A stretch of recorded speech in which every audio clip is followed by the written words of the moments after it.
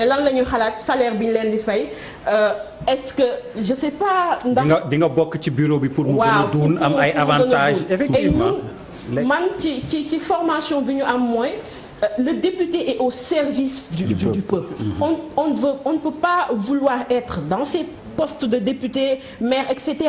pour nga génn ci benn misère pour être riche. Au contraire, c'est un don de soi. Et tant que loolu comprendre wuñ ko et fi may terminer mooy li koy indi aussi mooy que le Sénégalais est ñun entre ñun mooy nañu repenser comment on fait pour choisir nos représentants ci lan lañ koy baser est-ce que ki may jëndal ordonnance laay voter pour mu dem assemblée wala teg nañ ko ci critères et quand je parle de critères je ne parle pas de diplôme c'est-à-dire que y a des gens yoo xam ne ils sont dans les quartiers dans les départements qui s'occupent des problèmes des populations ñooñu war nañ leen gën di bàyyi xel pour di leen yóbbu au niveau de l'hémicycle je ne dis pas que nag que tous les députés sont ni ñu koy waxee sont à critiquer. Y en a qui font de. ñëpp yamuñu rek. waaw ñëpp yamuñu waaw wolof danaan ñëpp yamuñu.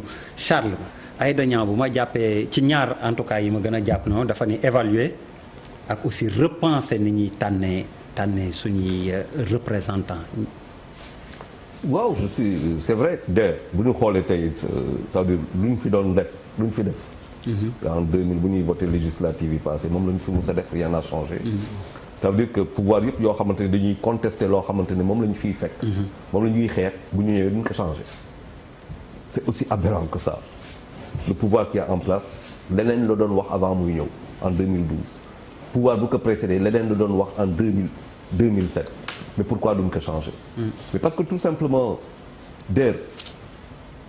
ñun le politique au quotidien politique politicienne moom lañ jiital devant tout que j'y reste c'est-à-dire le rapport que nous avons avec le pouvoir les suñuy politiciens rapport bu ñu am ak pouvoir bi ça crée une idéologie alimentaire du coup l'intellect pur et dur waxuma intellectuel de mais l'intellect pur et dur comme honorable député nga xam ne bu toogee nga xam ne kii du homme de média mais il y a un intellect pur et dur il disparaît parce que mënu si bokk mais ça c'est un changement de paradigme extraordinaire mais qui le veut les hommes politiques ne veulent pas parce que boo fekkante ne yaa ngi toog fii di ay teg ay liste mais il y a un sérieux problème bu ñu doon wax politique de proximité mais député politique de proximité la d'abord comme la ko waxee balaa ngay def la représentation de ton parti pour occuper des commissions pour occuper un certain nombre de sièges nga xamante ne par rapport à le gouvernement de la majorité ou pas boo xamante ne moo nekk en place mais dafa am liggéey booy def à la base et ce travail là n'est pas fait tout simplement bu fekkante ne yaa ngi koy def aussi ak xaalisu kan nga koy def parce que s'il faut travailler avec l'argent des contribuables boo xamante ne ce que pèse un contribuable des contribuables au Sénégal bu ñu leen doon compter day métti heureusement qu'aujourd'hui am na ay chaînes de distribution qui font que on collecte par exemple TVA ak yu demee noonu qui accroissent de manière indirecte une certaine contribution mais problème bu ñu am pour man un problème de paradigme essentiel central boo xamante ne suñu pouvoir yi ils sont pas prêts de changer c'est ce qui fait que tu vas avoir comme Daouda Mine avait sorti keroog benn expression bu neex mooy tu as un pouvoir exécutif une administration judiciaire et une espèce dootul sax théâtre parce que boo xoolee hémicycle lu ñu ko tabaxee l'hémicycle c'est une tribune où tu fais face genre théâtre la c'est une scène boo xamante ne c'est l'intellect pur et dur au service du peuple là on est à son service au service de son parti au service du président parfois pour des politiques yoo xamante ne day gaañ nit ñi. Malal noo gisee taxawaayu député ni ma la wax ak ni ñu tiitree ndax duñ de yegguñu fu askan wi nar leen a jéppi. buñ doon xayma di natt pourcentage wu véritable député ak li waral mission normalement ils sont peut-être 2% à l'Assemblée. buñ ko doon xayma. parce que yabel dëggantaan mooy ay kilifa xam ne lii ñu ngi ko tuddee pencu ndaw réew mi fii la ñuy waxtaanee yëfu réew mi jafe-jafe yi nekk ci gox yi fii lañ ko war a waxtaanee on vient pour représenter le peuple et les gens se mettent en situation de bagarre c'est comme si c'était devenu un terrain de catch un podium de catch gars yi dañuy catch am na fi benn député boo xamante ne jàppante na ak benn député doomam ñëw ne day song beneen député bi. oh c'est-à-dire. Charles loolu dala raw. doomam ñëw ne day song beneen. non j'ai vu ça. c'est-à-dire on ne comprend pas il n'a rien à faire là-bas. c'est-à-dire lu tax sax doomam war a dugg effectivement. c'est une infraction. lu tax doomam war a def loolu. sans bay menacer beneen député sans être inquiété.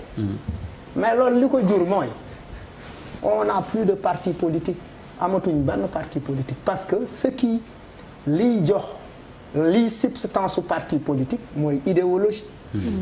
c'est-à-dire qu'est-ce que les partis politiques enseignent à leurs militants. Quand on dit que je suis un militant, je peux croire que Guy Marius Sagna est un militant. Absolument. Parce qu'en fait, il porte des causes sociales. Je peux dire que Bouba Ndour, c'est un militant, parce qu'il porte des causes sociales. Et il dit ce qu'il pense, ne nit ki mer, que ça, nga nekk opposant wala nga nekk au pouvoir, il dit ce qu'il pense avec la mesure qu'il faut. Tey, on se retrouve. non xuloo woon nañu mais jubóo nañu ah. oui non mais dëgg parce que dëgg la rek man 2 semaines. mais dëgg yàlla dëgg la bëgg. ah non vraiment bëggoon naa mu gën a yokk. non dëgg yàlla moom c'est ça la puissance de l'intellect. non dëgg yàlla moo ko moom ah. mais non mais kon jubóo nañu. non dëgg yàlla moom non Malal je suis désolé dóor nga Bouba de. non ay dóor la waaye. non parce que non je le connais.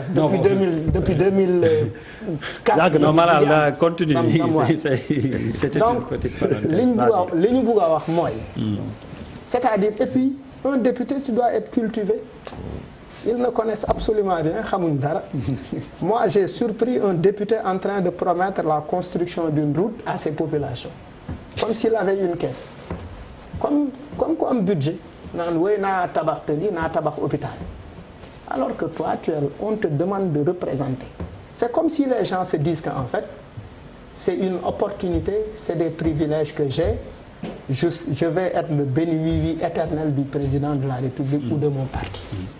Loolu tant qu'on n'arrive pas à foog ñu mën a déconstruire mooy am la hauteur de dire quel que soit le parti auquel on se réclame ou bien quelle que soit l'idéologie à laquelle on tient, on se dit effectivement lii mooy dëgg.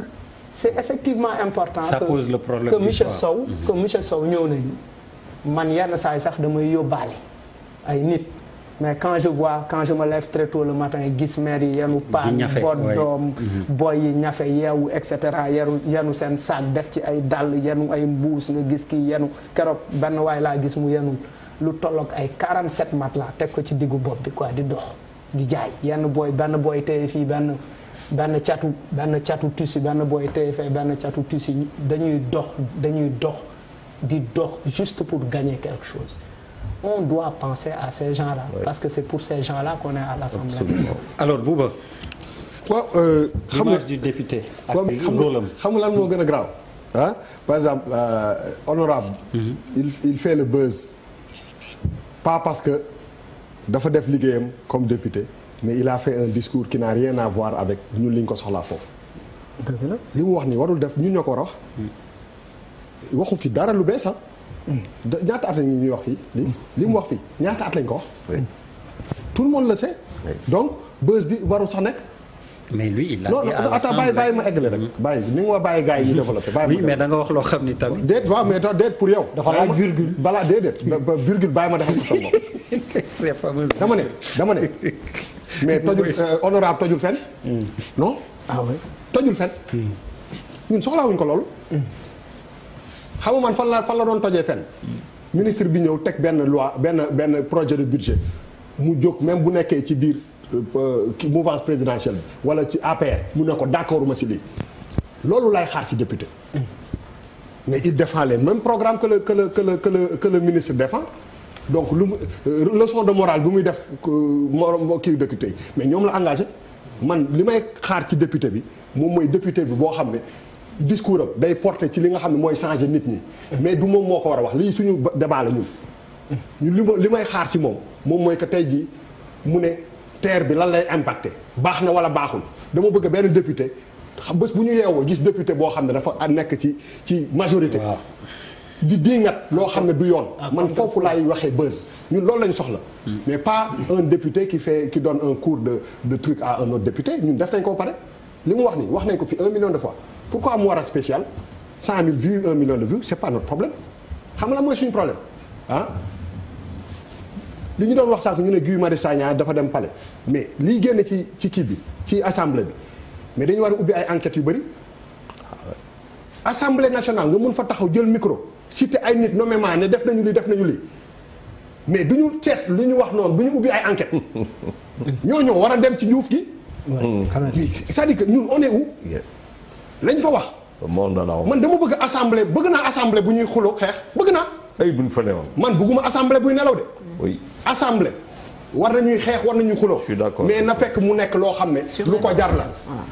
bëgguñu assemblée bu ñu nelaw de naan toog parce que ñun on a été colonisé par la France suñu intellectuel dafa am benn doxalin bu ñu doxe on n'a pas besoin de ça on a besoin d'une petite révolution on a besoin que nit ñi wax li ñu xalaat.